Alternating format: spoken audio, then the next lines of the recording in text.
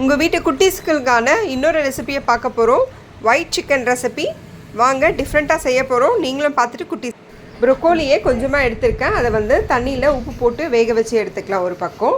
இன்னொரு பக்கம் சிக்கன் ஒரு 250 கிராம் எடுத்திருக்கேன். அது உப்பும் பெப்பரும் போட போகிறோம். போட்டு எல்லாத்தையும் நல்லா மிக்ஸ் பண்ணி வச்சுருவோம். இப்போ ப்ரொக்கோலி வெந்துடுச்சான்னு பார்த்துக்கலாம். அது வெந்த உடனே ஒரு பேனில் எண்ணெயை ஊற்றிக்கோங்க.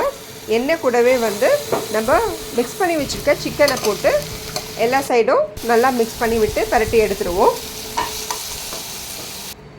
ஸோ எல்லா சைடும் நம்ம மிக்ஸ் பண்ணோன்னா சிக்கன் சூப்பராக ரெடி ஆகிடுச்சு. அதே பேனில் கொஞ்சமாக பட்டர் போட்டு கூடவே கீ போட்டுக்கோங்க. அது ரெடி ஆனோன்னா கொஞ்சமாக பூண்டு, 1 ஸ்பூன் மைதா, இது எல்லாத்தையும் சேர்த்து நல்லா மிக்ஸ் பண்ணிவிட்டு ஒரு 1/4 டம்ளர் பால் எடுத்துக்கோங்க. அதையும் இது கூட சேர்த்து நல்லா ஸ்மாஷ் பண்ணி விட்டுடலாம்.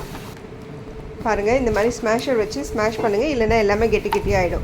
அது நல்லா ஸ்மாஷ் ஆனதும் சிக்கனை போட்டு நல்லா மிக்ஸ் பண்ணிவிட்டு கூடவே ப்ரொக்கோலியும் போட்டுருங்க. எல்லாம் ஒன்றா மிக்ஸ் ஆனதும் கொஞ்சமாக சில்லி ஃப்ளெக்ஸும் ஆரிகானோவும் சேர்த்து மிக்ஸ் பண்ணி விட்டுட்டோம்னா நம்மளோட சூப்பரான ஒயிட் சிக்கன் ரெசிபி ரெடி ஆகிடுச்சு. உங்களுக்கு காரம் வேணும்னா பெப்பரையும் இன்னும் கொஞ்சம் ஆட் பண்ணிக்கோங்க.